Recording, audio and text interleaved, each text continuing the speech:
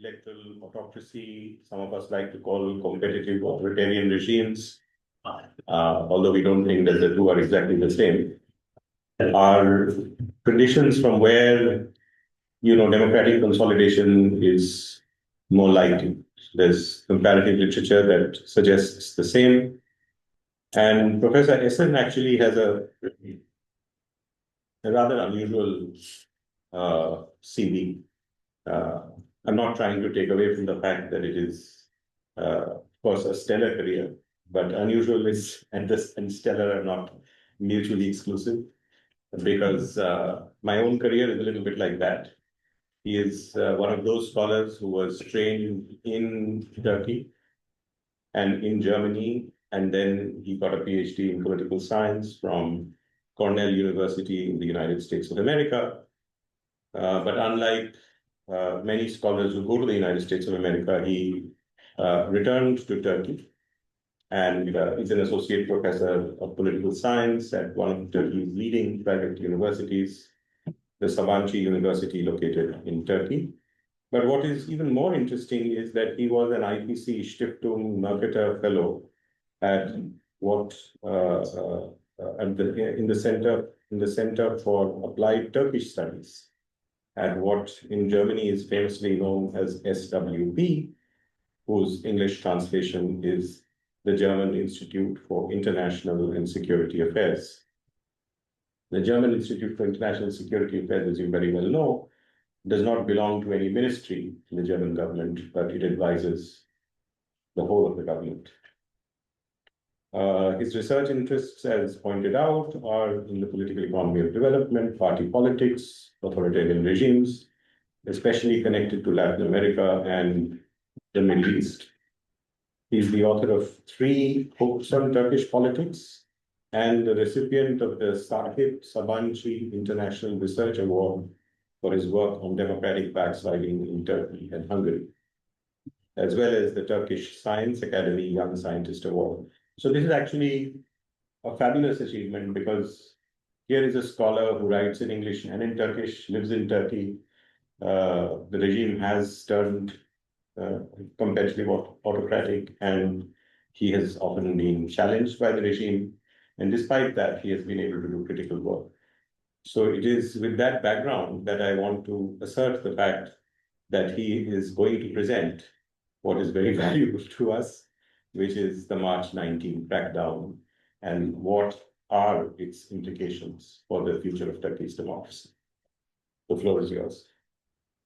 Well, thank you so much, Rahul, for this very generous introduction, as well as obviously your kind invitation. I'm very happy to be here amongst you at Heidelberg University. This is obviously a university with a very strong background in competitive politics, and there are scholars in the room whose work I've followed over the years in order to understand democratic erosion and autocratization processes. So it's I'm very happy to be here. I know that several of you are India experts or South Asia experts. So country-wise, this might be a bit beyond the scope of your own research, but I think topic-wise, it is unfortunately fairly relevant also for the Indian context. And I really hope that where Turkey is headed, so Turkey's current trajectory does not become India's future, and that we will be able to reverse this trend, both in Turkey, but also in India as well. So what I would like to do today for the next 45 minutes is to talk about,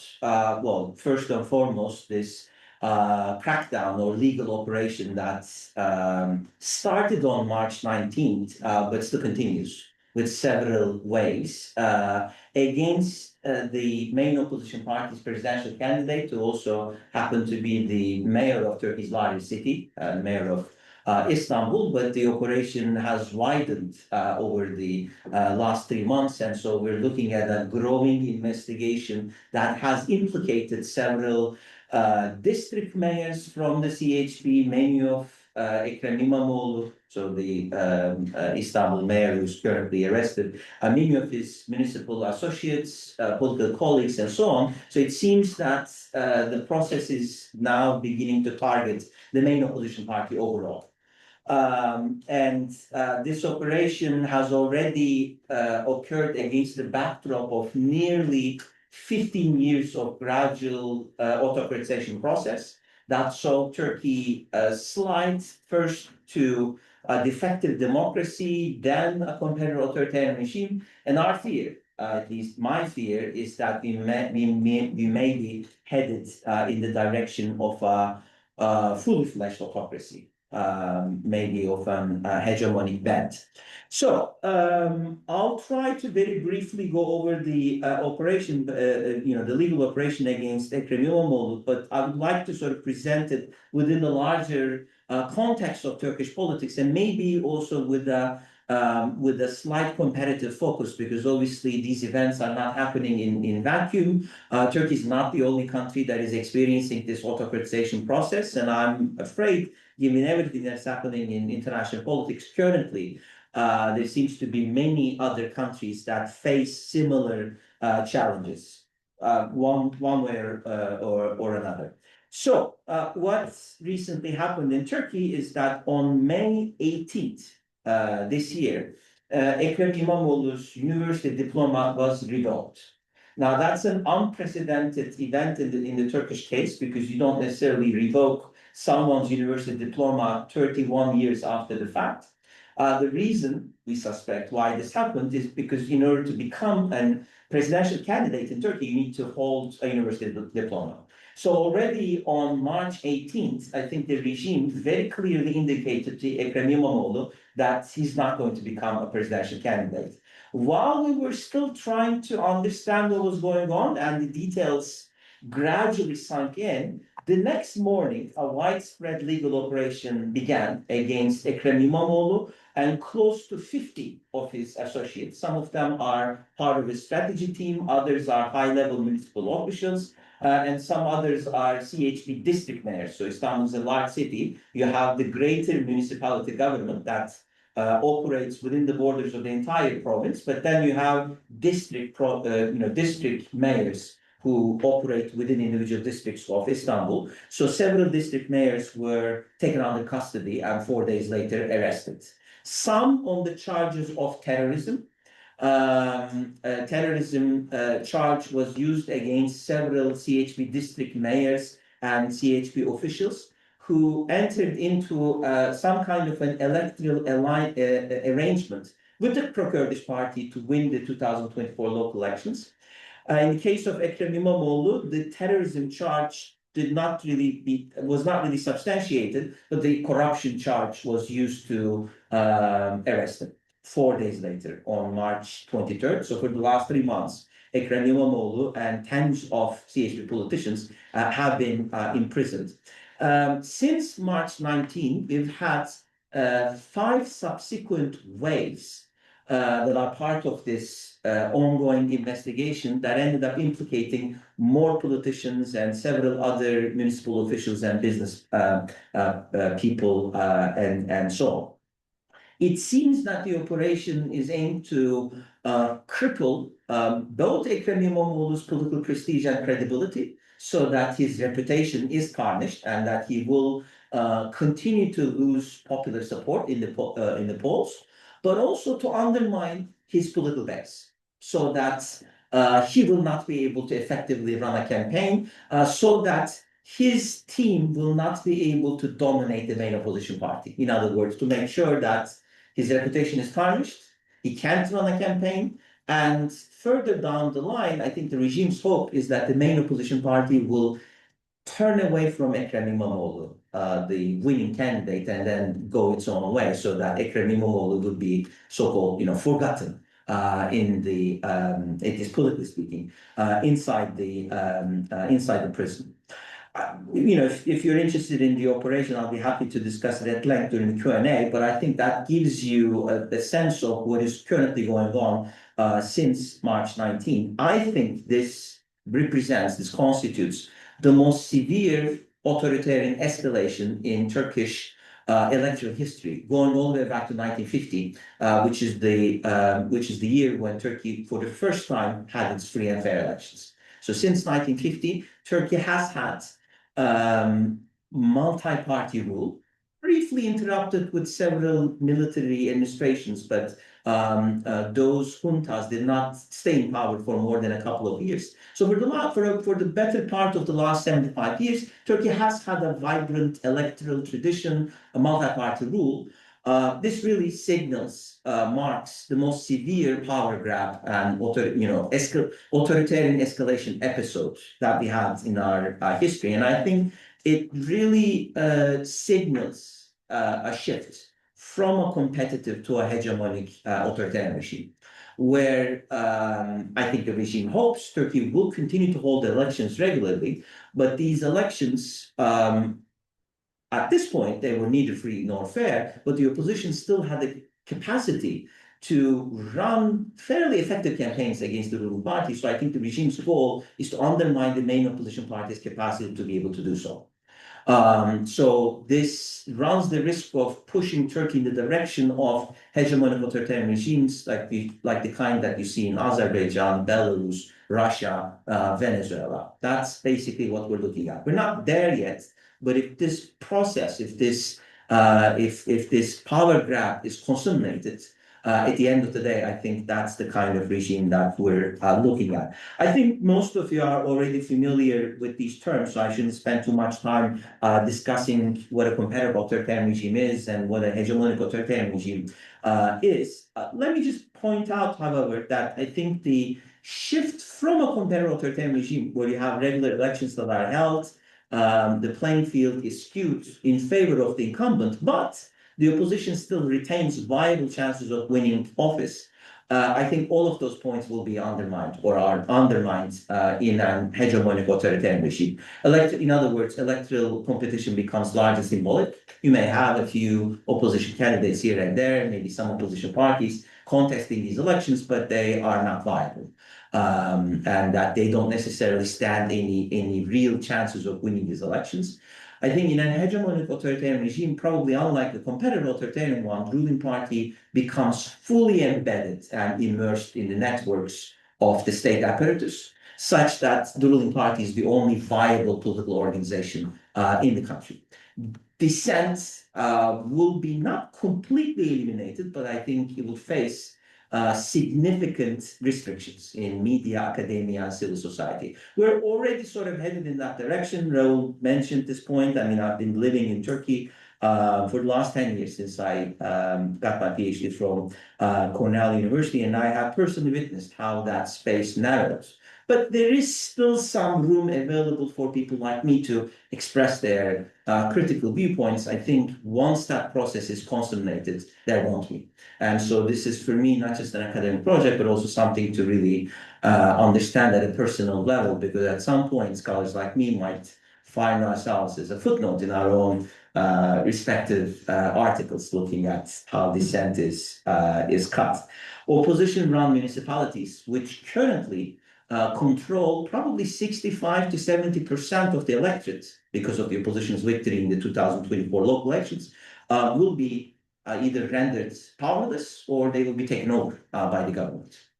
Already, the ruling party has appointed government takeovers of some of these CHP-run municipalities. This is a policy that they have also implemented against pro-Kurdish party-run some municipalities. So this is already becoming a systematic phenomenon. So that's the kind of regime shift that we're looking at. What I find to be rather interesting is that in the autocratization literature, it seems that most of the recent studies focus on opposition strategies to defeat incumbents at elections in electoral authoritarian regimes. So Raul and I were discussing the potential for a project looking at democratic resilience. That I think is going to be the next wave of research. But I still think that there is limited research on why and under what conditions a competitive authoritarian regime reverts to a hegemonic authoritarian one. So we know what a hegemonic authoritarian regime is, we know what a competitive authoritarian regime is, but we don't really have a systematic idea of under what conditions and why that regime shift occurs. Much of the existing studies we have tend to come from the post-communist literature or the post-communist area studies. where scholars have identified certain structural factors that explain lack of or limited competition. Right, so weak civil society, high state capacity, low linkages to the West, they're all accurate, of course. But in the Turkish case, as I have already demonstrated, this is not a static picture. So it's not as if Turkey had a weak civil society and suddenly became hegemonic authoritarian. On the contrary, it actually had a fairly vibrant civil society and political opposition. And then over time, without civil society losing power, the regime has become authoritarian. So I think we need to go beyond these structural factors to understand under what circumstances and why some cases revert to that hegemonic course. And what I'm thinking, based on the Turkish case, but quite possibly contemporary Venezuela might be another example, is that this shift occurs not so much because of opposition weakness, but on the contrary, because of opposition's electoral vitality. So in cases where the opposition comes close to defeating the incumbent in an election, but fails to attain government turnover through the ballot box, the competitor authoritarian regime, realizing that in the next election cycle, most likely it's going to lose the election, pushes for this power grab. Now, this is probably not an automatic scenario. Under certain circumstances, there might be an opposition pushback, and in Turkey, we're going to see whether or not that is the case. I think in Venezuela, that ship has already sailed. So there is this alternative path to the kind of regimes like Azerbaijan, Belarus, Russia, where I think the opposition was weak to begin with. There was pluralism by default in 1990s, and very quickly, by late 1990s or early 2000s, these regimes established very strong hegemonic authoritarian regimes. Cases like Venezuela or Turkey, you actually have fairly strong, vibrant oppositions that challenge, but when their challenge falls short, it might trigger this shift to an hegemonic authoritarian regime. I don't want to spend too much time sort of looking at Turkey's political trajectory, but for those of you who are not familiar with Turkish politics, Recep Tayyip Erdoğan, Turkey's current president, has established a new party in 2001, and in the immediate aftermath of the 2001 economic crisis, his party, the Justice and Development Party, which I guess in the Indian context would be equivalent to BJP, because it's a political party that uses Islamic elements, but also has some Turkish nationalist undertones. So it's a mixture of, like Hindu nationalism, it's a religiously inspired, but also nationalist movement. So this party came to power in 2002 and has won several re-elections, so has been in office since then. What is rather significant and quite possibly exceptional about the Turkish case, about the Justice and Development Party in Turkey, is that actually during the party's first term in office, so 2002 till 2007, maybe even 2008, this party pushed for some democratization reforms. So up until 2008, Turkey's democracy scores improved, albeit gradually, and only after the midway through the party's second term, that Turkey's ruling party began to erode the country's democratic institutions, and in a rather gradual manner. And so that process that started in 2007, 2008 is still continuing. So that's why the second and third term of this party, 2007 to 2011, and then 2011 to 2015, Turkey had a majoritarian democracy, right? So you had a political party coming from an Islamist background, using some nationalist themes, in other words, an ethno-nationalist discourse, attained electoral majorities, captured the parliament, and used that parliamentary power to gradually take over the state apparatus. But it was not necessarily authoritarian per se. It had a majoritarian style of governance. Then, in June 2015 parliamentary elections, AKP lost its majority, got scared that it might be on the verge of losing power, and shifted its strategy. That's basically when Turkish democracy broke down. Erdoğan refused to recognize the results of the election and basically pushed the country on a rerun, on a snap election 4 months later. And during this campaign, which was violent, there was pressure on the Kurdish minority group, attacks against opposition politicians. A very ethno-nationalist discourse was used by the ruling party.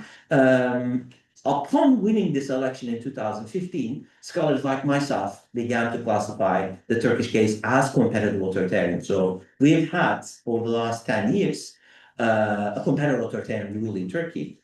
After this operation, I think we are witnessing maybe a transition to a new cycle, a new period, one that is to be seen. That's why my slide ends in 2025, so eroding competitiveness. It was during the 2015-2018 period when a competitive authoritarian regime was established that we had massive purges from the state bureaucracy. Some of you may remember a failed coup attempt against Erdoğan's rule in 2016, which gave yet another excuse for Erdoğan to purge the state apparatus, going beyond the people who were involved in the coup attempt. I think close to 100,000 state employees were purged one way or another.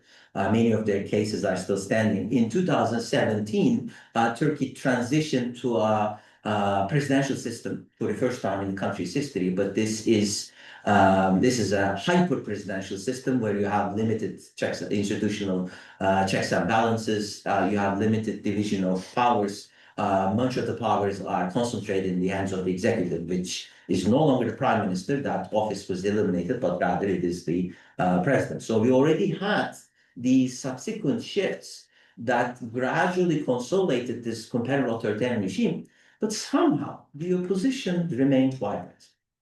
And that's basically what kept Turkey in the column of competitive authoritarianism. While I was carrying out my research and publishing articles on Turkey, I got a lot of pushback, especially from Turkish scholars who were living abroad, for my decision to continue to call Turkey as competitive authoritarian, because, of course, for many dissidents, especially those who live abroad, the regime had already surpassed that threshold. I differed from them, and I still cling on to that view. And in fact, the election results demonstrate to us that the Turkey's electoral authoritarian regime retained its competitive elements. Just to give you a sense, since June 2015, Turkey has had 4 parliamentary elections. In 3 of them, AKP could not win a parliamentary majority. The ruling party controls the parliament right now, thanks to the fact that it has co-opted an opposition party. Otherwise, on its own, it could not win parliamentary majority in 3 out of 4 parliamentary elections since 2015. In the last 2 local elections, 2019, 2024, the main opposition party won in Turkey's most populous provinces. Istanbul, as probably most of you know, but not just Istanbul, Istanbul, Ankara, İzmir, Eskişehir, Antalya, Adana. So basically, out of the top 10, 7 or 8 of these provinces were won by the main opposition party in 2024. And even in 2019, the opposition party won local power in most of these provinces. In the 2024 local elections, as I'm going to briefly mention again, the main opposition party surpassed the ruling party to become the largest party in the country, right? So Turkey is this rather interesting case, and I'm not saying this because I'm from Turkey and I'm a Turkish scholar working on this, it's that it is this very interesting case of competitive authoritarianism that has been going on for a very long time. And somehow, despite increasing repression, opposition did not die out. Now we can discuss in the Q&A why that is the case, right? I think Raul would say the same thing for India. Turkey is a fairly diverse society, both on religious grounds as well as in terms of ethnicity. Many of these different groups have their own party, and so it is difficult for a ruling party subscribing to an ethno-majoritarian agenda to get 60% of the vote share, which is, I think, what we need in order to have a securely consolidated hegemonic authoritarian machine.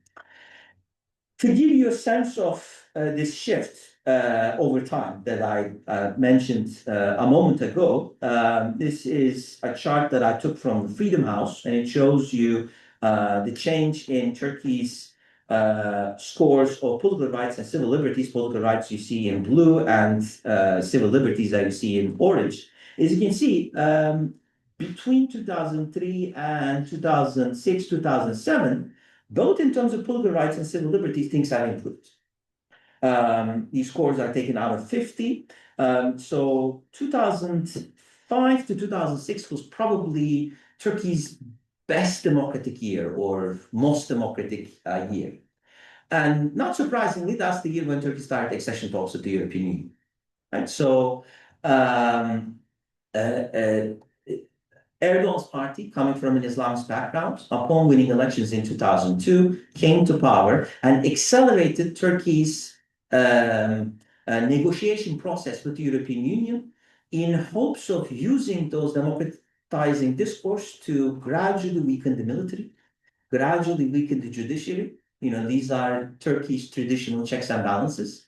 Not very democratic, but historically, that's how these two actors or institutions operated. And upon eroding their autonomy and really seizing power midway through its second term, AKP started monopolizing the political discourse and the state apparatus. I think in cases where you don't have these kind of autonomous institutional actors, maybe India would be one such case, right? Military does not really stage coup d'etats. There's no history of that. Or, for instance, Hungary or Poland, where, you know, coming from a communist background, again, the military has been very securely co-opted by the regime. A right-wing populist party may not need that first term of democratizing approach, right? It can go straight in capturing state apparatus, whereas Erdoğan needed 6 to 7 years, maybe even longer, in order to really get there. And then, right, 2007 till 2013, you see a static development, right? No serious drop, but certainly the improvements halted.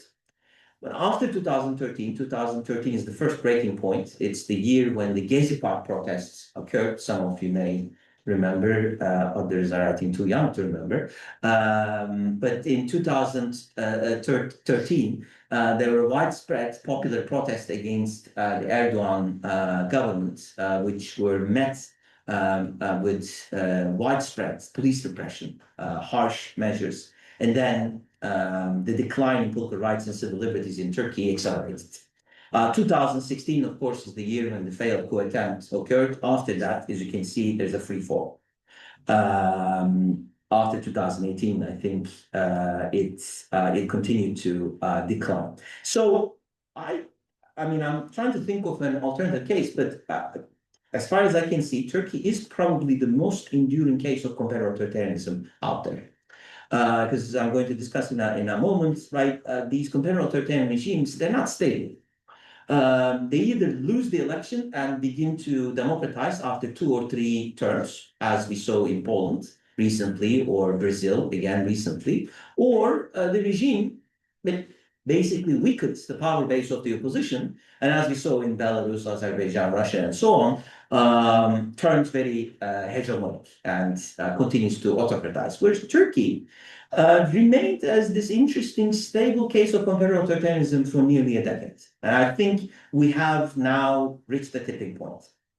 During Q&A, I'll be happy to discuss why Erdoğan's comparative authoritarian regime has endured for such a long time. Right, he has used all the tactics of populist right-wing leaders: crisis exploitation, ethno-religious mobilization, state and market capture. But the opposition, because of Turkey's diverse societal context, managed to survive. Right, so that's why elections were always almost 50-50.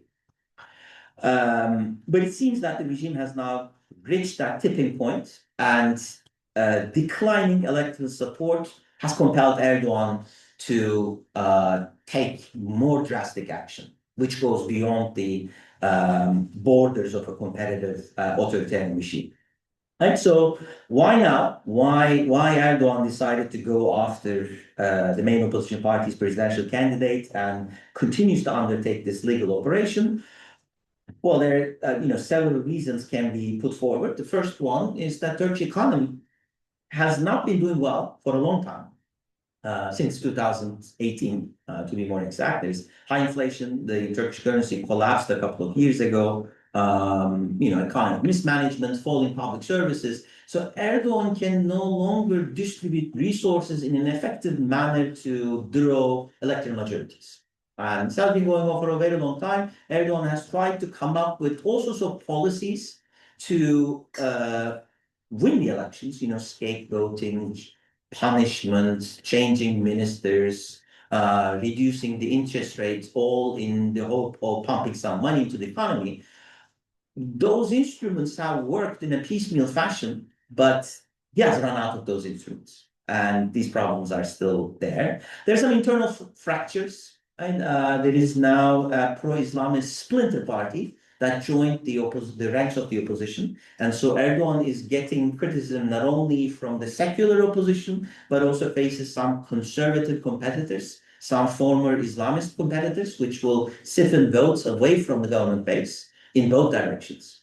All this hyper-presidential system led to presidential overreach, which create all sorts of suboptimal political outcomes. But more importantly, I think, to sort of put the cherry on top of the cake, the opposition started making huge gains at the local level. This is Turkey's electoral map from the 2024 local elections. The color red stands for the provinces that the main opposition party won. Right? As you can see, the main opposition party surpassed the ruling party. Right? That is not something that we've seen in a comparable authoritarian regime. So the next general election, Erdoğan realizes that if he were to not do something drastic, this is looking at an electoral loss also at the presidential level. But more worrisome for Erdoğan, right? The purple provinces are those Kurdish majority provinces where the pro-Kurdish party wins. Right? The main opposition center-left secular party no longer just wins in the economic developed coastal areas, but started making inroads into Erdoğan's power base. In some of these cities, Balıkesir, Kütahya, Afyon, CHP won for the first time since 1950. Right? In 75 years, for the first time, main opposition party started gaining. And AKP's power base is basically squeezed into central Anatolia and the Turkish majority Eastern Anatolian cities. Okay? So that election defeat, I think, created that tipping point where Erdoğan realizes that now the opposition has a vibrant power base controlling most of these provinces, can deliver public services and social policy to mass voters, right, which would erode his power base. And on top of that, you have, in the case of Ekrem İmamoğlu, a young charismatic politician who can take on Erdoğan. And much like Erdoğan, Ekrem İmamoğlu comes from Black Sea, right? So Erdoğan's Black Sea credentials will be eroded. You have a far more charismatic and younger Black Sea politician. He's 52 years old, very articulate, high emotional intelligence. He's like a rock star, right? Erdoğan has not met such a figure over the last 23 years. Because these comparative authoritarian regimes, they tend to fragment the opposition and hope that opposition parties will cater to narrow constituencies, narrow ethnic, religious, or secular constituencies. Ekrem İmamoğlu can reach out to all of these different constituencies simultaneously. Right? Turkish voters support him, but he's also fairly well liked among Kurdish voters. Secular voters love him because he won local elections in Istanbul, Turkey's biggest city, but he comes from a religious family. So pious voters of Erdoğan are not put off by Ekrem İmamoğlu. There is no other politician who can reach out to all these different diverse constituencies simultaneously. Right? So I think that's why Erdoğan went for the juggernaut, because at some point in the next 2 years, otherwise he was going to lose the next presidential elections. So what Erdoğan is doing since March 19 is basically a three-pronged strategy. He's extensively resorting to autocratic legalism. In other words, using legal mechanisms and instruments in order to, on the one hand, concentrate power, or on the other, suppress dissent. And this is not just like, he's arresting a few journalists and academics here and there, the kind of suppression of dissent that right-wing populist leaders do on a regular basis, but he's going after popular politicians from the main opposition party, which has not happened so far, right? Previously, the ruling party used this strategy against the pro-Kurdish movement and got away with it because pro-Kurdish movement has a secessionist base, and many even opposition Turkish voters feel very distant from the Kurdish movement, and so they're not going to come to the rescue of the Kurdish politicians. But when you go after the presidential candidate of the main opposition party using legal instruments, right, arresting him on corruption charges without really any kind of substantial evidence at your disposal, and then you go for subsequent waves of investigation, all in the hopes that you will be able to find a couple of business people here and there who would tell you that they bribed the mayor and he took the bribe, which is basically why this investigation is being extended and expanded. So autocratic legalism. Well, he's using national media, which is massively controlled by his party. Right, 80 to 85% of the national media is under the ruling party's either direct control or indirect control. So either the state-owned public TV or pro-Erdoğan business people owning some TV stations and newspapers who then run a pro-government editorial line. Basically, that huge media operation is being used in order to manufacture consent for this operation. It has not worked out so far. Looking at recent opinion polls, it seems that only 25% of the electorate feels that this operation is justified and has legal basis going beyond the political component. The rest of the electorate is either undecided or against the operation. But thanks to this process of manufacturing consent, Erdoğan managed to minimize the pressure coming from the voters. So voters may not really buy these allegations, but they're not really doing much. And so each night, the pro-government media, right, TV stations, they air some allegations about the mayor, how he's corrupt, how he took money, how he did that, and how he threatened the business people. And all sorts of allegations with no substantial proof whatsoever. These are basically coming from some business people who were arrested and then pressured into giving these testimonies so that they can be released. But it doesn't matter. At the end of the day, this is what you hear when you turn on the TV. So the main opposition party is right now undertaking a massive popular campaign in order to create an alternative discourse to go against this operation, but it's difficult. Right, so this is Erdoğan's second strategy, and the third strategy is Erdoğan is trying to expand his regime coalition. Right, I showed you Turkey's electoral map. That electoral map clearly demonstrates that Erdoğan's ruling coalition is in the minority. Right, no longer has majoritarian support, and that's a very risky position to be in because, as all of you probably know, right, these populist leaders, they pride on the fact that they are very popular, that they can mobilize popular masses. That's why they go for referendums in order to change the system and accumulate more power. What happens if you end up becoming a populist leader without much popularity? Right? That's a different kind of regime. Right? You need to resort to excessive violence. And that's basically what is happening. So while Erdoğan is using autocratic legalism and manufacturing consent, through the media, he's also trying to expand the regime coalition. How can he do that? Well, he's using two tactics. I won't go into detail, but happy to discuss it during the Q&A. First of all, the government has recently begun to negotiate with the leader of the separatist organization, PKK. This guy is in prison, so Erdoğan holds all the cards. But using this Kurdish leader, he's hoping that he'll be able to co-opt some Kurdish politicians and some Kurdish voters into supporting his coalition at some point. And that's his first strategy. And the second strategy is that he's pressuring CHP, the CHP leadership, to come to the negotiation table so that they can amend the constitution.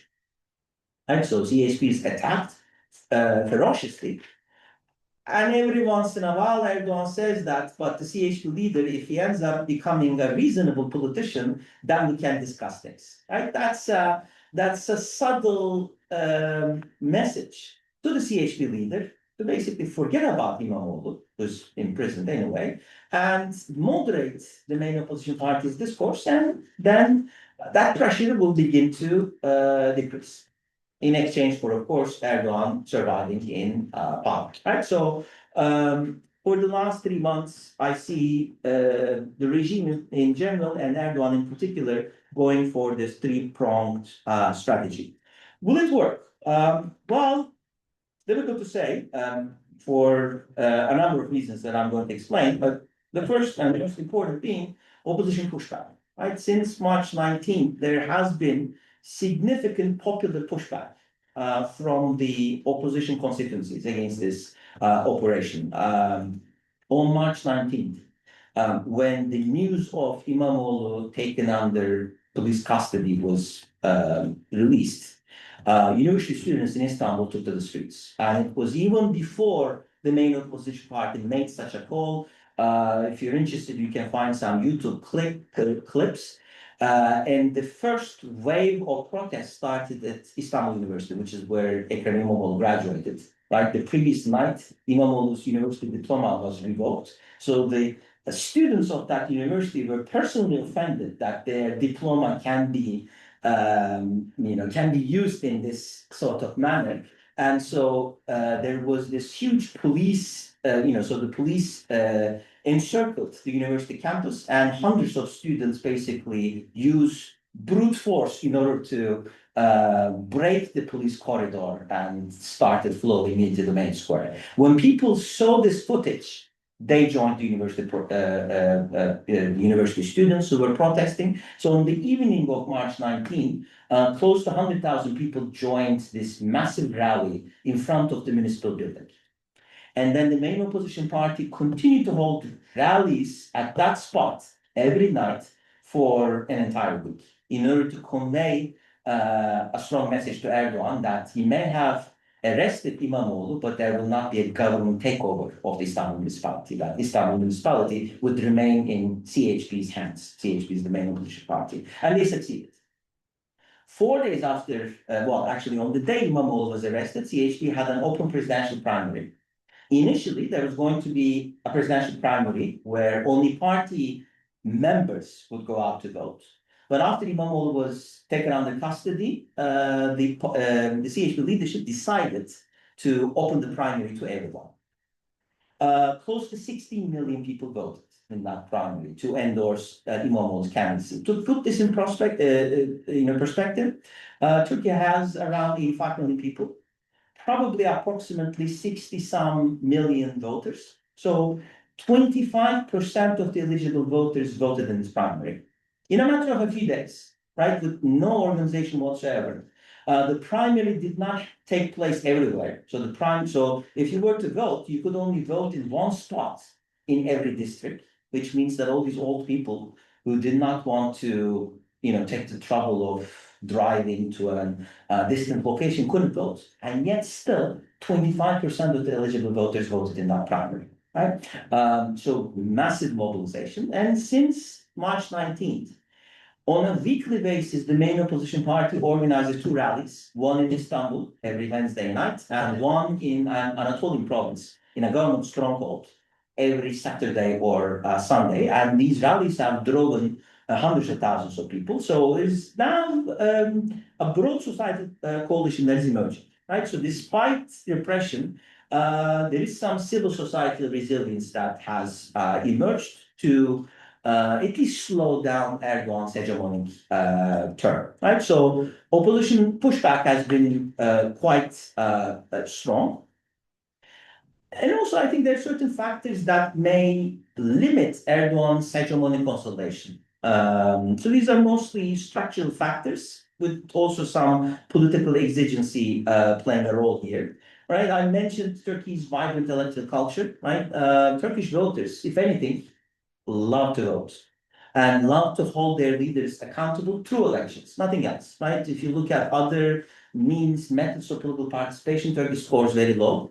but Turks love to vote, right? Average electoral participation rate is around 85 to 90%. And the rest of 10% who doesn't vote are mostly senior citizens who physically would be, difficult for them to vote, right? When you have such a vibrant electoral culture, it's difficult to really take away the meaning of voting by getting rid of the opposition. The economic cost of repression has been severe. After İmamoğlu's arrest, just in a couple of days, Turkish lira plunged by 12%, hasn't recovered. Erdoğan had to force Turkey's central bank to sell nearly $60 billion worth of reserves in order to prevent a run on the Turkish currency. He succeeded, but he wasted 70% of Turkey's national reserves. They're still depleted. The stock market crashed. So, the economic cost of keeping Ekrem İmamoğlu in prison is high. And there's already an economic downturn, so this is really making things far worse for Erdoğan. I told you that Turkey currently has a hyper-presidential system, right, with everything clinging on to Erdoğan, right? Erdoğan is the popular figure, bringing together the disparate elements of the ruling coalition. Without him, it's difficult to really envision this regime continuing. And Erdoğan is, okay, by the standards of an authoritarian leader in the Middle East, he's fairly young, right? He's 73 years old. They go on to their 80s to continue to impress the people. But if you've seen a recent footage of President Erdoğan, he's physically frail. There are also some rumors that he's sick. So there is, I'm beginning to see the emergence of some kind of a succession battle within the ruling party, with different factions vying for different figures. There is no one common figure emerging behind Erdoğan who can unify the disparate elements of the ruling coalition, right? This is what happens in an increasingly personalistic leadership format. So succession risk is going to really impair the regime and the opposition's capacity, right? I told you that Turkey has a fairly diverse society, Kurdish minority, Alevi minority, secular middle classes. Those of you who have visited Turkey, I think, especially if you come to the major cities, right? This is not a completely conservative society. Yes, there are some conservative elements, but there are also sizable secular elements as well. And Erdoğan is increasingly, especially for the young people, even for conservative young people, looking like their angry father, right? Who's saying no to everything. And so, Turkey is a fairly young society. Median age is, I think, 33, whereas the country's leadership is aging, right? So all of those factors, I think, over time would kick in to limit this power grab. And these are all factors that give me hope that this is going to be a protracted battle, right? You're in the middle of a storm. Storm is not going to die out anytime soon, but the ship is not going to sink, right? Turkey will not experience a consolidation of this hegemonic authoritarian regime. What makes me worried is the international environment, right? We are, of course, some of you know better than I do, already living through an authoritarian wave or an autocratization wave, right? Since 2007, in world politics, each year we've had more cases that autocratized than cases that democratized, right? So this power grab, this authoritarian escalation in Turkey is happening against the backdrop of an autocratizing world politics, and things have gotten far worse after Trump got elected as US president. So we are seeing weakening of external constraints over the Turkish regime, right? Western leverage over Turkey has diminished significantly. Vis-a-vis EU because of the migration question, right? So for the last 10 years or so, I don't think that EU has any leverage left over Erdoğan.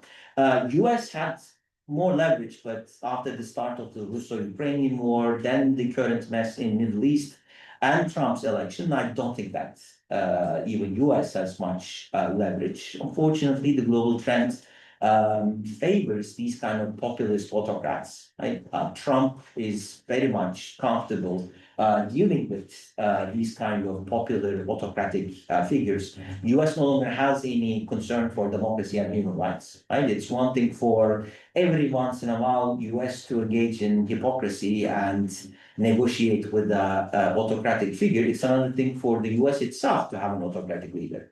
it is a leader with autocratic tendencies, right? It completely, I would take the double standards and hypocrisy of the West over what we currently have, which is a trend that favors these autocratic figures. Obviously, regional turmoil, right? We are in the process of seeing, unfortunately, the US join the war against Iran. That if that happens, that is going to create such a high level of uncertainty, geopolitical uncertainty, that it is difficult for me to even speculate whether it's going to weaken or strengthen Erdogan's authoritarian rule. It's going to be bad for him in the sense that Turkish economy would take a further hit. And obviously, Erdogan is not in good terms with Netanyahu. And if Netanyahu can pull the US into a war against Iran, that means Netanyahu can pull Trump into dealing with Erdogan. And those are not necessarily good signs for Erdogan.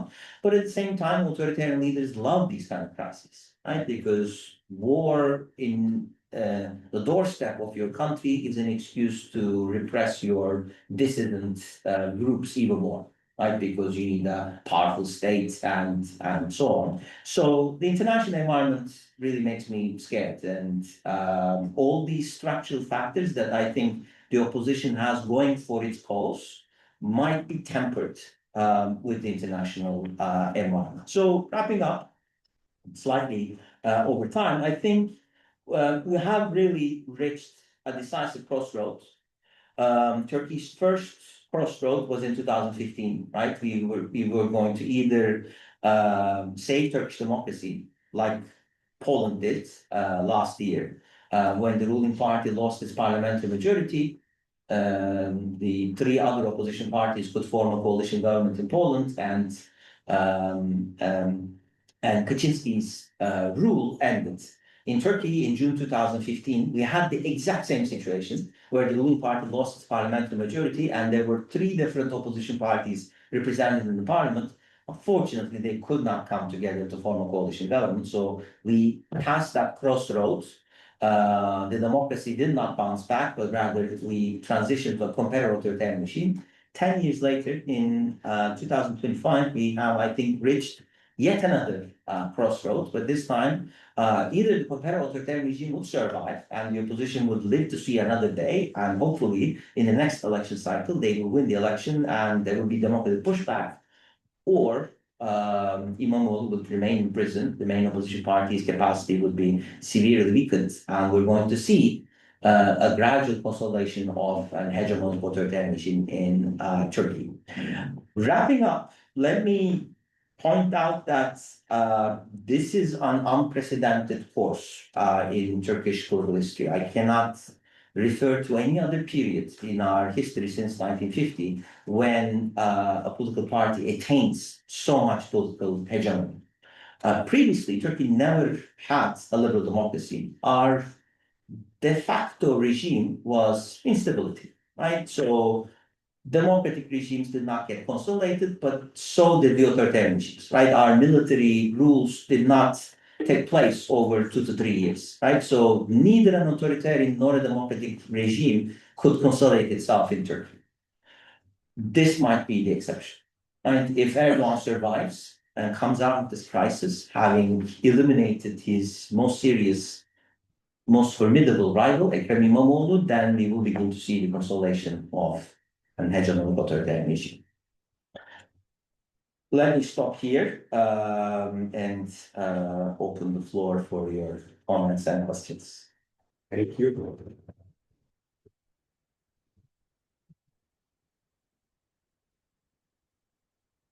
The floor is open. I think we have a fairly analytical as well as comprehensive account of both the history and the current situation. Questions, comments?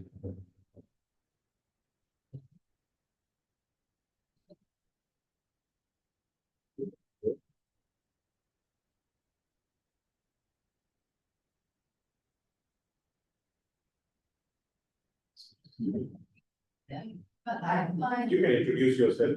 Oh, yes, sorry. I'm Berta, and I study political science here at the Political Institute. And what I find really interesting about the Istanbul case is that it really resembles the identical and bios processes that took place in, I think, 2007 to 2013. And I mean, with the cooperation with Gulen, and it wasn't really like, what I don't understand is how those processes can still take part with, you know, like the with the evidence not really being clear or really transparent. And I know like the group hacking happens in Turkey, and there are pro-government people in those high positions in Turkey, but I think with the Constitutional Court, I don't know how that looks like. If are there maybe also like pro-government people,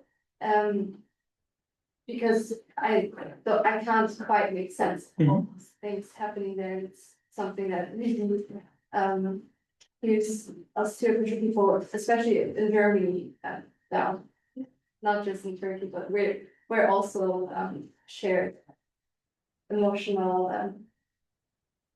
states with you. Yeah. So you're right. I mean, during my talk, I didn't mention these politicized cases. There were several cases against. So I told you that between 2007 and 2015, Erdoğan established the majoritarian democracy and gradually eroded the autonomous power base of the secular judiciary and the secular military. Well, he did the latter through court hacking. He did the former by basically using some politicized cases, which were developed on the basis of fabricated evidence to go after generals and coronels in the Turkish army who were known to be opponents of Erdoğan. And the way that this worked was that first an evidence would be fabricated or an existing evidence would be exaggerated, and then some pro-government media venues would release these evidences in order to create some popular support within the Turkish electorates. And then because these people were under investigation, on-duty officers were pushed out of their jobs and had to forcibly retire. Now that process unfortunately happened under the watch of EU politicians who thought that Erdoğan getting rid of the secular military was a good thing for Turkish democracy, because their thinking was that since the military staged several coups d'etats in the previous decades, if the military is weakened, right? So think of, for instance, Pakistan. I think their view of Turkey was much like people's view of Pakistan, that you have this all-present army running the show, which I think was not a realistic depiction, but that's how they saw it. And so that's why there was not really a lot of pushback coming from EU, and there was not a lot of pushback coming from some liberal leftist constituencies in the country who thought that it might be a good idea to clip the wings of the military. Now, it later turned out that almost all of this evidence was fabricated, and then the whole process collapsed. But after 6 years, right, 2007 till 2013, only in 2013 that these cases began to collapse, and by then Erdoğan had already eroded the power base of the military. I think that's what he's going for. I don't think that he thinks he will be able to imprison Erdoğan indefinitely, imprison İmamoğlu indefinitely. I don't think that he thinks this case has any kind of real basis. As long as he can keep him in prison for 3 to 4 years, right, that gets the job done. It basically consolidates this hegemonic authoritarian regime. It will have gotten rid of the opposition's most powerful, most formidable, most popular politician, and that's enough. I think of what happened to Selahattin Demirtas. Some of you may have heard of him. So he's the popular former leader of the pro-Kurdish party, very young, used to be wildly popular, very charismatic. And he actually did such a good job that he increased the pro-Kurdish party's vote share from 7% to 13%, almost 100% increase. He was imprisoned in 2016. He's still in prison. Now, I don't think that many voters, certainly opposition voters, think that he is guilty. Various EU institutions, EU politicians have been very critical. Erdoğan says, so what, right? He's in prison for the last 8.5 years, and that's how he could weaken the pro-Kurdish movement, right? The pro-Kurdish movement no longer has the same kind of popularity as it did in 2015. So I think that's how he's looking at it. Now, I think I already told you that this investigation has only 25% support. How does it work? Well, if you pack the courts, the legal process will not really cause any kind of hurdles. If you control much of the national media, you can try to manufacture consent, and the dissidents will not necessarily be able to do rebuttal against many of these allegations. And when they do, it's going to be in the opposition media, which is followed by opposition voters. And people can't protest. I mean, they do protest, yeah. I mean, some of them take the streets, but against massive police violence. And not only sheer police violence, but also the Turkish police films all the protesters. And I think they're going to use some AI programs in order to detect the identity of the protesters, so that if you're a young university student taking the streets against the government, you know that if this government is in power, you will not be able to have state employment ever again. And even in the private sector, you will probably have difficulty. So for instance, Raul and I were talking about this yesterday. He asked me a question. I mean, there are probably only 3 universities that can employ me in Turkey.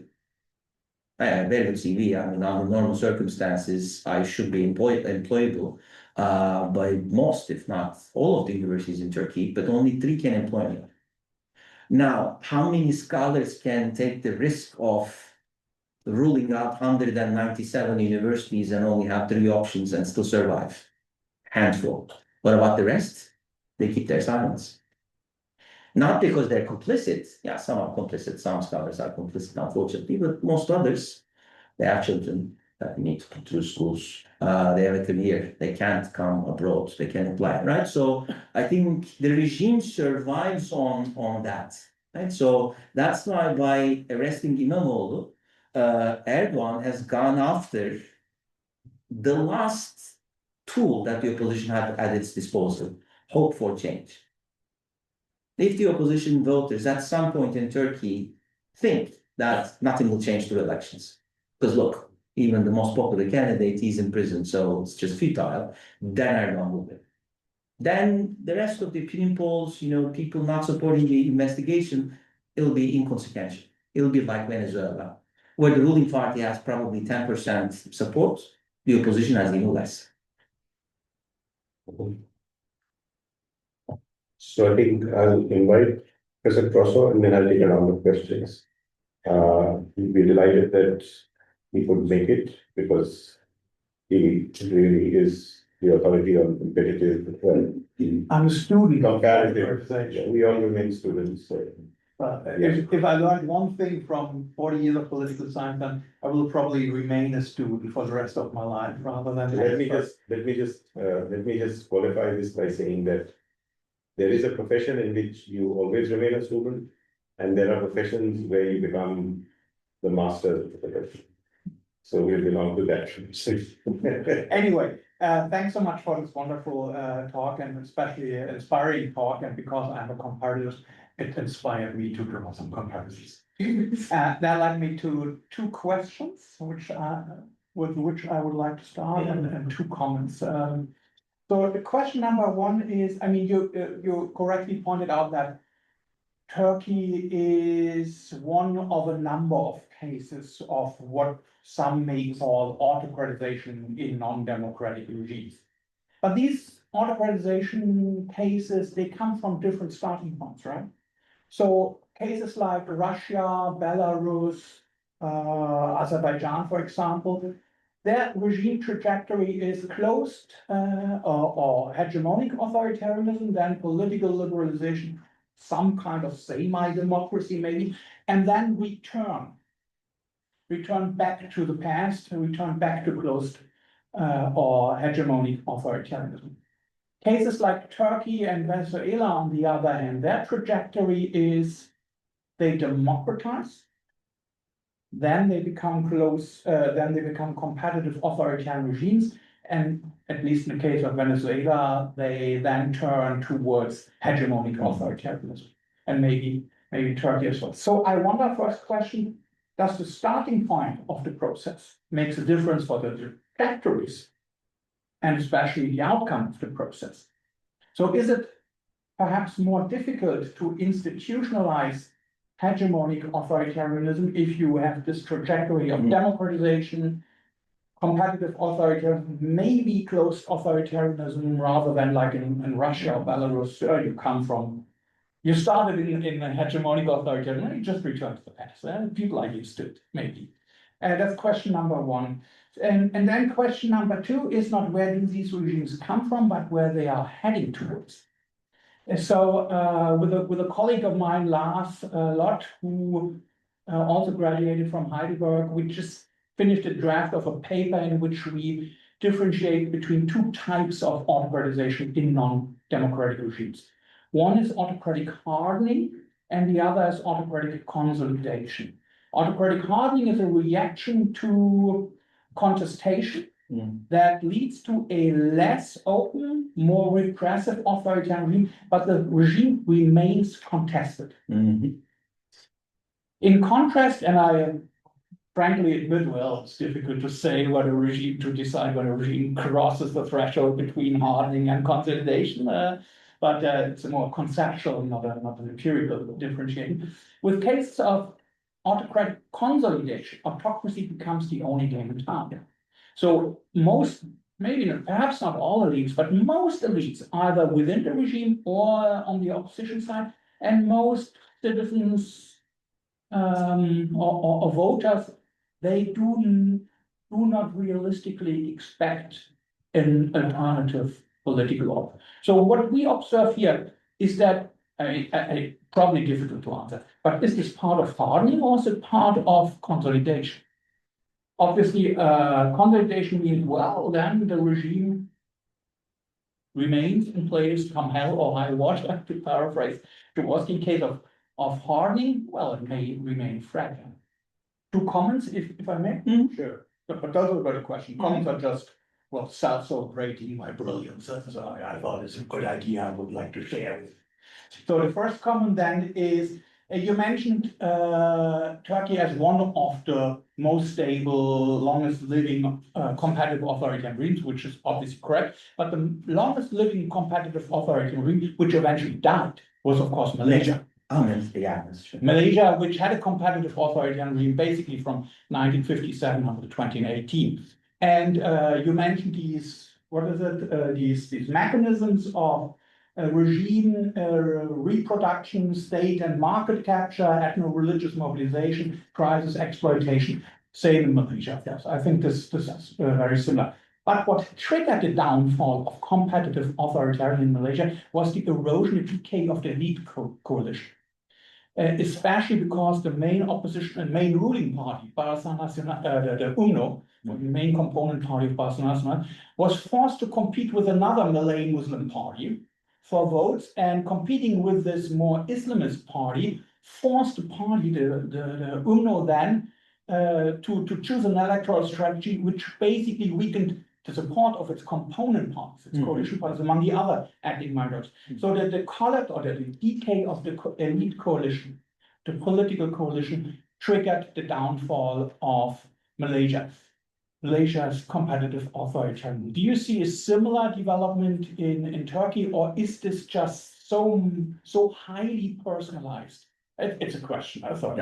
Is it just so highly personalized and centralized that Erdoğan himself is the one person who keeps the coalition together, and as long as Erdoğan is around, the coalition will remain hegemonic or cohesive? And the second comment then, yes, I absolutely agree that Western leverage is key to understand the dynamics of autocratization in the 2020s, especially because the political costs for would-be autocratizers they would have to pay, they are so low. I mean, it's basically a cost-free strategy for Erdoğan. EU can't do much. Trump His envoy is arguing there are many good news coming out of Turkey. Yeah? That's a quote, actually. There are many good news coming out of Turkey.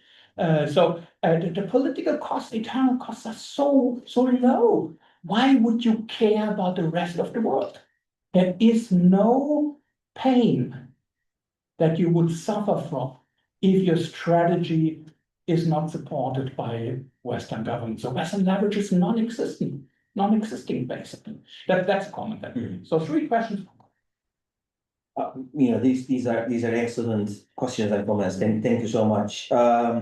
So your first question, I chuckled a bit while I was listening to you because my co-author and I, Şebnem Gümüşçü, whom you might know, we were discussing whether this could be turned into a project. The starting point of these regimes, whether it has an impact on what happens to them, whether we can come up with different pathways. So I completely agree with that question, and it's a question that I ask myself as well. I think it would require systematic analysis of all of these cases out there so that we can have a more reliable answer. But to give a short answer to your question, I think it makes a difference. The starting point. Cases like Venezuela, but also Turkey, which have a history of democratic rule, a long history of democratic rule, vibrant electoral culture, it's difficult to really erase that from the minds of the voters. So there is always that risk for the authoritarian regime that there will be a return back because the status quo is democratic. So Turkey's status quo, well, I'm sorry, not status quo, but Turkey's general trend has been defective democracy, right? So we have some kind of democracy, but limited minority rights, problems, weak institutions and so on, but free and fair elections. That has been for much of our 75-year-long multi-party rule. So what Erdoğan is doing is the more difficult part. Now, that's a huge difference from Belarus or Russia or Azerbaijan, which has not really had that kind of vibrant electoral cultures from political parties, really any history of. So, without really doing a systematic study, I would think that the starting point is important. And experience, the length of democratic rule is important in the long run. In the short run, I think these skillful autocrats can figure out ways of overcoming the structural factors that may go against them. Would be my initial answer, but like I said, then I would love to discuss this point further with you because I think this is a much larger project, one that is interesting, and briefly I had it in mind as well. Where they're headed, I think that's also an excellent comment. And in my presentation, my suggestion was that Turkey's, using your terminology, is in the process of autocratic hardening. Right? This is still not a consolidated authoritarian regime, and Erdoğan, when he's faced with a strong challenge, really goes after those challengers, and in doing so, he has to harden the regime. But that still does not really make that authoritarian regime the only game in town. Having said that, for some voters, even for some of my colleagues, I think the regime is already consolidated. The thing that I hear the most from even some political scientists is that as long as Erdoğan is alive, there's no chance. Which means that just wait for his death or his illness, and then we're going to have a fighting chance. Now, for me, that's not but of course, I don't know if I'm speaking now as a Turkish citizen or as a Turkish political scientist. So, for instance, if I were a Serbian political scientist looking at this picture, would I still say that? It's difficult for me to. For all the factors that I lined up, I think the opposition still has a chance, and that this is not yet authoritarian consolidation. Right? You can't have an authoritarian consolidation when the political map looks like this. Yeah. Now, Erdoğan is gradually undermining this, right? So this is the map from 2024, but he has already appointed government takeovers of some of these municipalities. I think 12 CHP mayors are in prison currently. and some of their municipalities were taken over. So clearly Erdoğan is trying to undermine this, but it's going to take a long time. And at least the way that I see it, and I sometimes offer commentaries to opposition media as well, I always use the example of being in the middle of a storm, right? So we're in a ship in the middle of the sea, facing a massive storm, right? I don't know if the ship is going to sink. But until that day, right, I'm in favor of getting the sails out, trying to protect the ship, getting water out, all in the hopes that at some point the storm will die out. And it will. But we don't know whether it's going to die out in 6 months, 2 years, 4 years. And then if the ship has not sunk, then we have easier chance. So that's why my answer is that it's authoritarian hardening, but for an increasing number of voters and politicians and scholars, this regime has already consolidated. I think it will be a great, again, a project to consider what it means for an authoritarian regime to consolidate. I think we have some excellent research coming, especially from the 1990s, of what it means for a democratic regime to consolidate itself. But when it comes to authoritarian consolidation, I don't know if we have good criteria. So we know it when we see it. But even there, I think in cases like Turkey, there's still some wiggle room. The Malaysia comment, I think Malaysia, Cold War, Mexico, I've always considered them as hegemonic authoritarian, but you're right. I think certain periods you could make the case that it was competitive authoritarian, especially after Enver Ibrahim resigned and joined the opposition and started really increasing the opposition's prospects. I think this option of the erosion of the elite coalition will not, now it may at some point occur, I can't rule that out, but I don't think that it's going to work out the way that it did in Malaysia. Because in Malaysia, you had a very strong ruling party, which in some elections got 65, 70% of the vote share, in the parliament even more so because of the first past the post system. And so the Malay voters were not polarized. So most Malay voters have a history of voting for the ruling party. So if that ruling party is going to collapse, it can only collapse when the former prime minister jumps ship and joins the opposition, and then some Malay voters begin to say that, okay, there's hope for change. Whereas in the Turkish context, yeah, the Turkish society is majority Turkish, much like Malaysia being majority Malay, but with some religious and ethnic minorities. Turkish voters don't have that kind of history. Turkish voters are polarized. So you have quite a high number of Turkish voters who have voted for the opposition all along.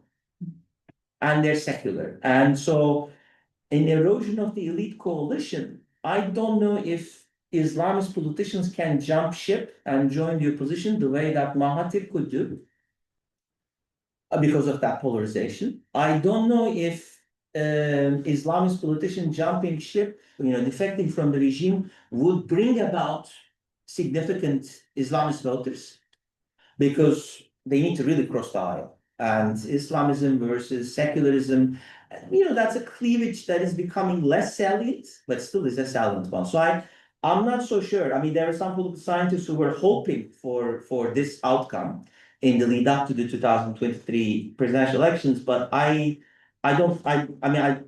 think Turkey will be different than Malaysia for that reason. Why should Erdogan care for the rest of the world? I think he doesn't. Insofar as he thinks the rest of the world will not be able to stop what he does. So in that sense, he doesn't really care. The reason why he cares is not to be able to have a free hand in autocratization processes, but rather to get support. So Erdogan has entangled Turkey with a web of alliances with populist autocratic leaders around the world, some European politicians. Orban is a great friend of Erdogan previously. Berlusconi loved him. So Erdogan has an eye for these kind of politicians. And even in the region, right, getting support from Qatar, getting support from Azerbaijan. So not only that there is no Western leverage to prevent Erdogan, in fact, external support is helping Erdogan, and that's why he cares. So he cares about the rest of the world, not to appease them, but to get their support. So Turkey is not a rentier state, but has managed to really attract resources from other rentier states. I mean, at some point, I'm planning to write something about this, you know, that Azeri oil money, Qatari gas money, and, you know, it's flowing into Turkish economy. So Erdoğan cares for these illicit agreements. And so for me as a scholar looking at this question, I don't expect Western support for democratization. As long as they don't support Erdoğan, I'm fine with it, right? So I don't need a European politician saying that they're concerned about what's going on in Turkey, as long as they don't support him. As long as Trump doesn't support him, I don't need the State Department of his spokesperson to say we're deeply concerned about what's going on in Turkey. As long as they don't support Erdoğan, I think the opposition will be able to get the job done. Great. So I think now, since time is running out, I will sort of, I think from Dieter, you know, we can have all the questions. We should take a round of questions, because I'm sure many of you might have to leave in a couple of minutes. So Dieter, starting, and then we can sort of move around the table like this. Thank you very much. Sometimes it's very difficult to differ between to be a citizen or a student of political science. So it's very important to be aware of overlapping risks. The successor question is specifically a problem for authoritarian systems focusing on one person. Is there a successor in Turkey? One question. Second one, you said there is a research need of the process from competitive or electoral authoritarianism to hegemonic.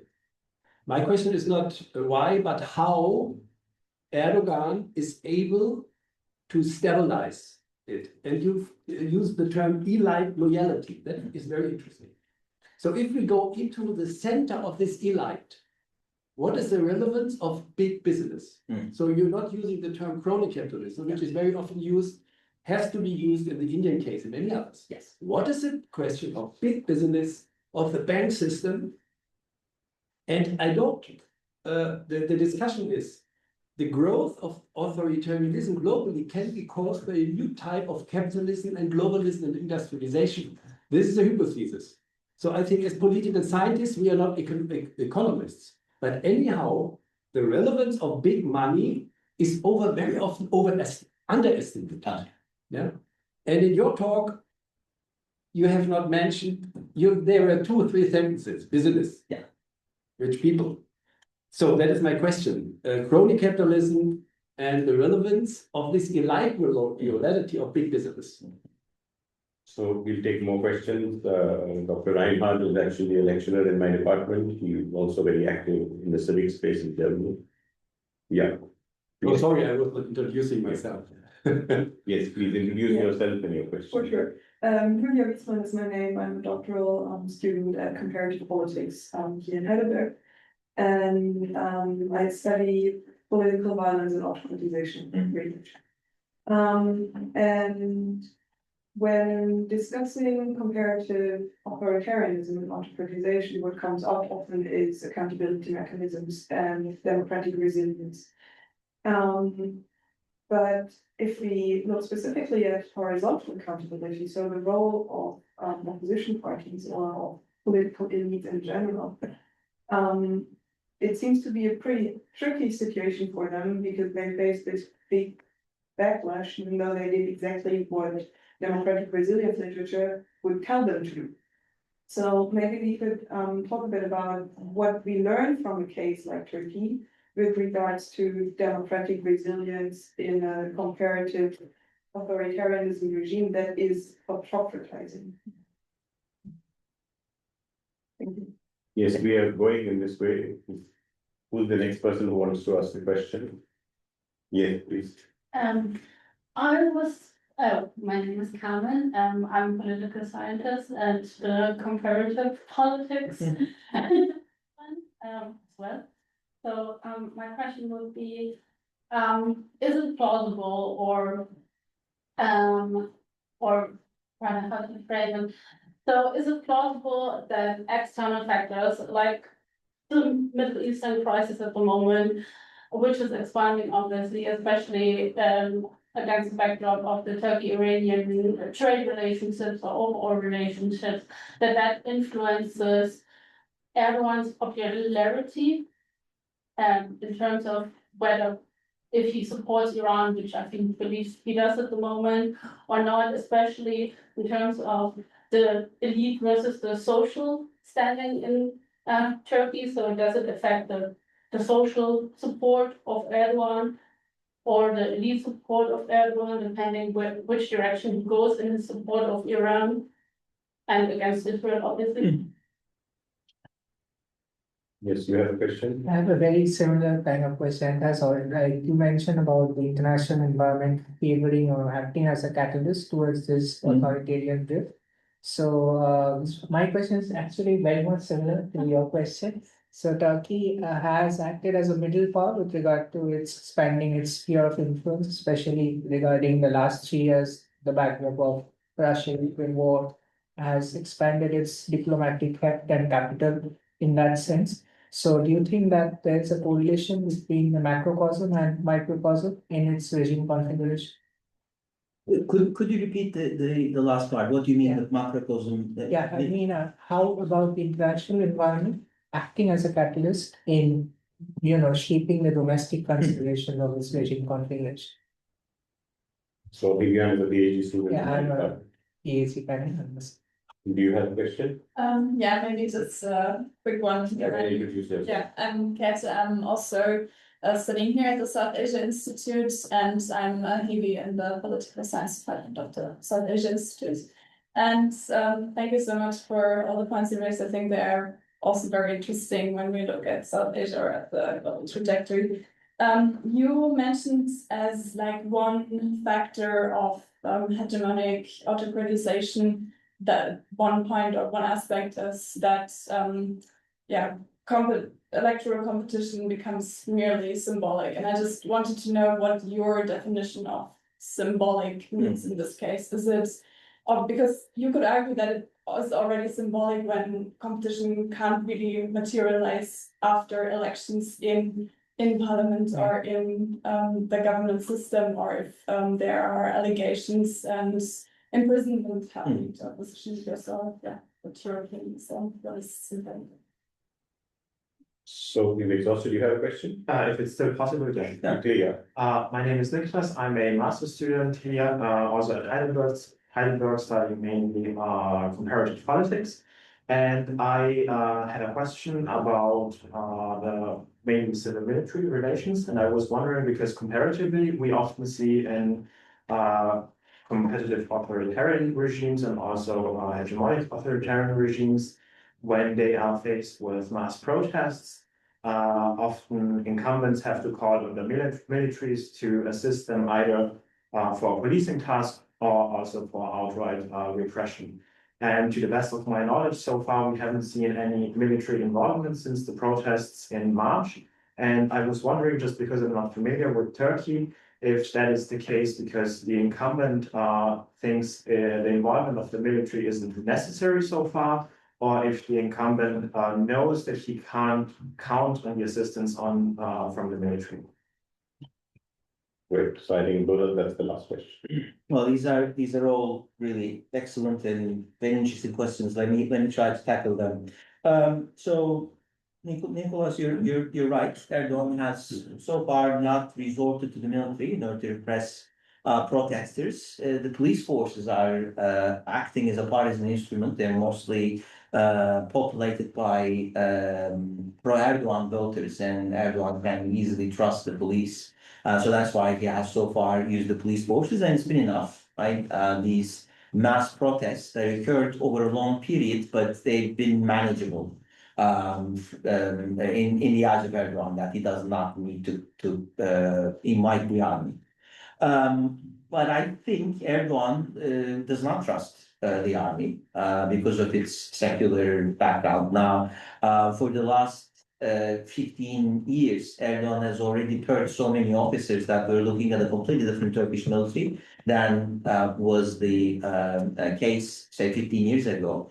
So I don't know if the military would refrain from using violence against protesters, but so far this has been this one instrument in the toolbox of Erdogan, which Erdogan doesn't know how it would work.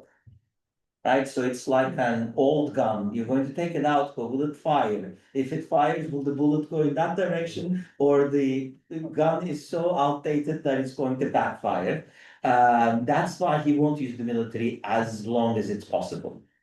But in the meantime, I think Erdoğan is trying to change the ideological composition of the military, gradually getting rid of some more officers. Obviously, the curriculum of the military schools changed, and so the incoming officers will not be loyal supporters of the opposition.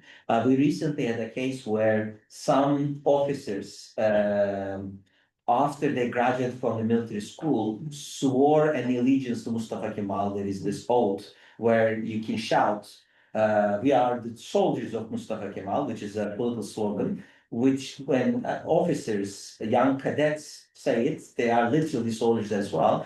Their ringleaders were expelled, showing that Erdoğan is very worried about that. So he won't use it unless it's absolutely necessary. And we won't know how that gun works until the moment when this gun is used.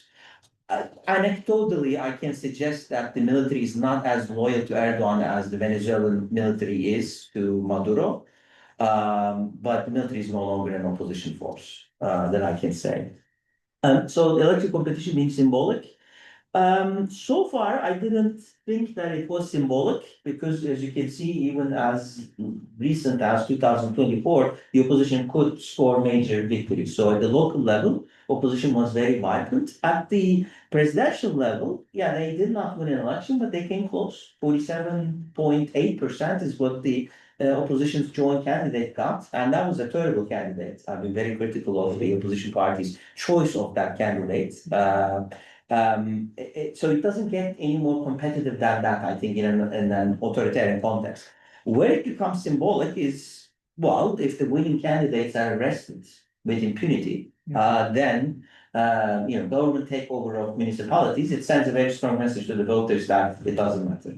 I think Turkish voters will still go out and vote. But that would be the stage where you're no longer in a competitive authoritarian regime. So I would look at the practical outcomes rather than just the election results. The election results, I think they're very competitive. But practical results, Erdoğan is trying to undermine those results through practice, and that's what's worrisome. International events, they have played a role. How consequential is difficult to say, but I think Turkey's move away from the European trajectory started sometime in 2007, 2008, which not surprisingly corresponds to the global financial crisis and the weakening of European economies, and Turkish companies no longer operating so widely within the European market, but gradually turning their attention to the Middle East. This brings me also to Professor Reinhardt's question with the economic elites. I think post 2008, as Turkey's autocratization episode began, one could call it crony capitalism. I would probably call it neo-patrimonial capitalism. Turkey's economic, style of management changed a bit, and focus was alerted to crony sectors like energy, like hospitality, like construction. And these are all fields that Erdoğan's cronies control, and they have dominated. And so post-global financial crisis, when European economies were no longer really interested in buying Turkish industrial products, many of those even mid-sized industrial companies started shifting their money to the construction sector and urban renewal projects and so on. So Turkish economic growth continued, but its sectoral distribution changed, helping Erdoğan. So I think that was an international event that really helped. Obviously, conflict, all these wars enable Erdoğan to play both sides, right? So Turkish government sells drones to the Ukrainian army, but also invites Russian oligarchs to come and invest in Turkey, gives them free passage via Turkey, Erdoğan acts as a maverick player in NATO, which Putin likes, and so gives him concessions in gas deals. He has played both sides. So Erdoğan loves conflict. Stability in Middle East is bad for Erdoğan. Conflict in Middle East or conflict in Turkey's surrounding regions is great for Erdoğan. So I think those international events certainly strengthened his hand. But I think the autocratization process began because of domestic factors. I still believe that that played a more important role. Regarding Carmen's question, again, external factors. So Erdoğan has not been supportive of Iran. In fact, I think for Erdoğan, the ideal situation would be Israel attacking Iran and wearing out the Iranian regime without the regime collapsing. The Israeli forces depleting themselves and US not really going into the war. And then after a month or so, some kind of an agreement. And Turkey would come out as the stronger party, right? That was Turkey's position in the Iraqi-Iranian war all throughout 1980s, right? Let your two competitor states wear each other out and make sure that Western players don't get involved too much. So that's why Erdoğan has not supported Iran, but criticized Israel, right? So he's not a friend of Iran, but he's an enemy of Netanyahu. Not so much Israel. So in that sense, now how does that play out with the electorate? His electorate is very conservative, and I think very concerned about these developments. But at the same time, Turkish voters care for bread and butter issues. I don't think that they vote along the lines of foreign policy crisis. So I don't think that it really hurts Erdoğan one way or another, that he can, using the national media, he can easily manufacture consent for his shifting positions. Now you can say, well, this is a big crisis, so I have to do this. Well, we need a strong state, so that's why I have to shake Trump's hands. Well, we needed that, so I did this deal with EU, right? Turkey's open door policy vis-a-vis Syrian migrants was wildly unpopular with the domestic audience, but Erdoğan could still win elections. People still dislike migrants, but they vote for Erdoğan. So he has figured out ways of overcoming that with one caveat, and that was Palestine. So in the last local elections, this party, whose logo is wheat and a crescent. Crescent is, of course, the Islamic crescent. This is a splinter Islamist party. Now take a look at it. Out of nowhere, that party got 6.2% of the vote share and became the third largest party. One of their big issues was Palestine. Right? Erdoğan is doing nothing, right? You know, he's doing the talk, right? He's supportive of the Palestine cause. He's very critical of Israel, but Turkey is trading with Israel. Turkey has not placed sanctions on Israel until after the local election. So in Palestine, for a brief moment, we had that effect. And I think if the crisis widens and Trump pushes US into the war, yes, this is going to cost Erdoğan a bit. Because US is too big of a player for Erdoğan to do anything about it, but his base will be angry. Is it going to shift 10% of the vote share? No. But a couple of points here and there is going to have an effect. Is there a successor? No. And that's a big problem for the regime. There are some successive candidates, right? Erdoğan's son, Erdoğan's son-in-law, some big weights in the ruling party. They all vie for some influence. They all have their factions. They all have their supporters, elite supporters, economic, political, and so on. But none of them have a clear base. So there's no clear choice. And if Erdoğan dies or becomes incapacitated in the near future, there will be a very bloody succession battle, and that may collapse the regime. If Erdoğan survives another 10 years, he will groom a successor, or the opposition will become so weak that it won't really make a huge difference. Erdoğan's son is not a career politician. He's very much involved, but he doesn't really have much respect from the voters for a number of reasons. One of his son-in-laws was a former cabinet minister. His reputation is tarnished, and he's nowhere to be seen for the last 3 years. His more recent son-in-law is an MIT-trained engineer who's building drones.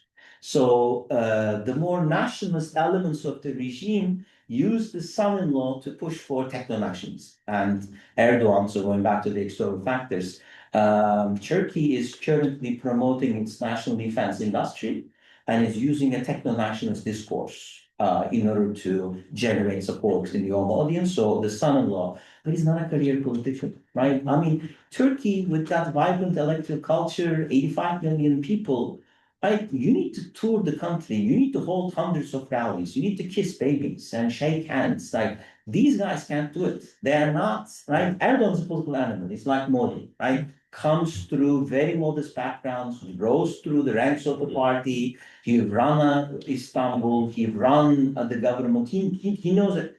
These son-in-law sons don't. And so there will be a very bloody succession battle if Erdogan dies or is, incapacitated within the next 5 years. I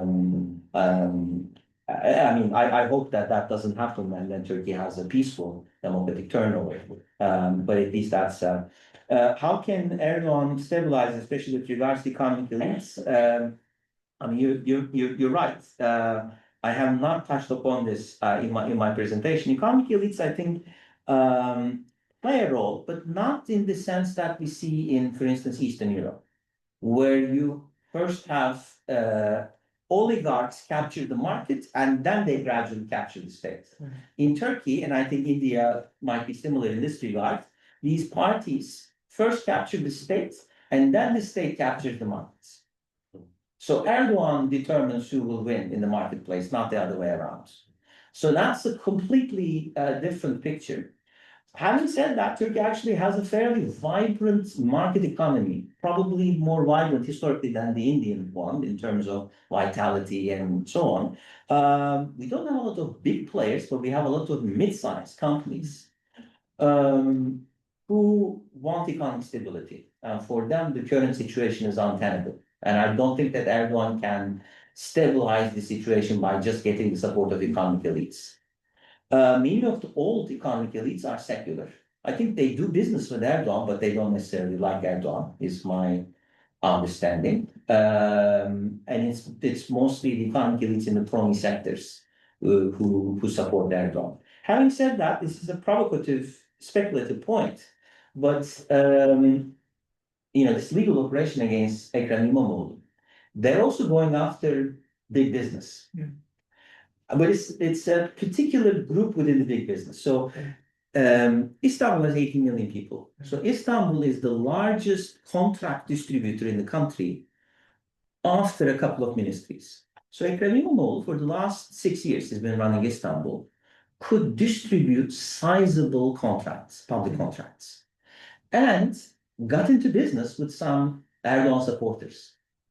And I think Erdogan got worried that Ekrem İmamoğlu was such a successful political operative that he was pulling the rug under Erdogan by gradually bringing these economic elites over to his side.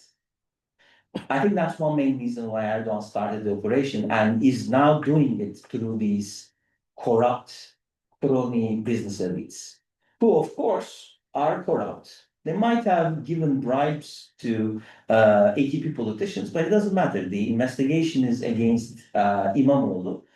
So they are basically forced to make a deal with the prosecutor. So what they are told is, say something nasty about İmamoğlu and you'll be released. So these business people have come up with all sorts of allegations. Much of it looks fabricated because there is no substance, but they're saying, I have to bribe İmamoğlu in order to get this contract, so get me out. And they're released. And those allegations are there. So I think İmamoğlu made a power play to Erdogan's economic elite base, succeeded, and Erdogan got scared and started going after. Final question, democratic resilience. It's actually now we're working on this proposal, Raul and I, on the factors leading to democratic resilience. So what the Turkish case shows, first of all, candidates question matters, right? Even in these circumstances, if you get the right candidates, so someone who has popularity, who's young politician, charismatic, conveys the image of a good administrator who would be able to deliver to voters. opposition has a chance. In order to win elections, opposition parties need to coordinate among themselves, come up with joint candidates. That's how the opposition could score a major victory in the 2019 local elections. They have formed opposition alliances. Those two factors are important. We were discussing, how important the civil society is.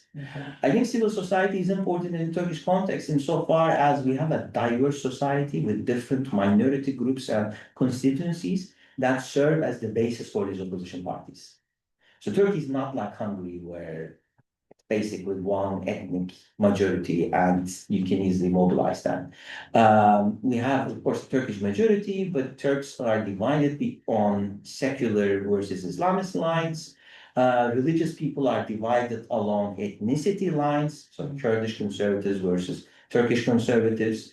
You have Alevi versus Sunni voters. Now, this makes opposition coordination difficult. I mean, imagine trying to put together an opposition coalition with Turkish and Kurdish nationals who hate one another, but they also dislike Erdoğan. So it's a challenge, but it also enables the opposition to get 45% of the vote share no matter what. So Erdoğan's party has not surpassed 50% of the vote share in any election since 2002. He has not gotten simple majority. He got majority in the parliament. But in terms of sheer vote share, his party's highest was 49.8. His highest was in the second round of the 2023 elections, and now it's 52.7%. Part of it is because you have too many secular middle-class voters, Kurdish voters, Alevi voters who don't want to vote for AKP, no matter what. So is that the vitality of the civil society? Not insofar as these are NGOs, but insofar as society pushing back, that is important. I think that covers all questions. Great, fascinating. I think before you put the hand down and raise this presentation, I would just like to say that one of my teachers, Professor Jack Snyder, used to teach a class called Systematic Approaches to International Relations. It was probably the best qualitative methods class taught in all of the United States of America in those days. He had one sentence that summarized his class, which is where he would say, and it was from a piece that was in international security on Soviet politics, which is that richness should not come at the cost of rigor, and rigor should not come at the cost of richness. And this is really a problem in political science, because sometimes, political scientists try to become like economists, and you can't even find out whether Donald Trump is coming. And sometimes they become so descriptive that they do not know why they're doing what they're doing. Often these people are not called political scientists anymore. But there is a rare tribe of people who actually don't think that becoming a little bit of the anthropologist is a bad thing, and actually so folk in a way that certainly does not compromise political science. So I think what we have witnessed today is an adage from my old friend Jack's comment in international security, which is kind of a sort of a line which used to underline his political methods class, that of course he used that line in the context of Soviet foreign policy. He wrote a paper which became the foundation for understanding strategy as culture. And he is certainly one of the greatest living political scientists today. So I think we are pretty much in that tradition of political science, and we are very, very happy that somebody who does a different region, another geography, follows what neither compromises political science nor an understanding of it. Thank you very much. Thank you.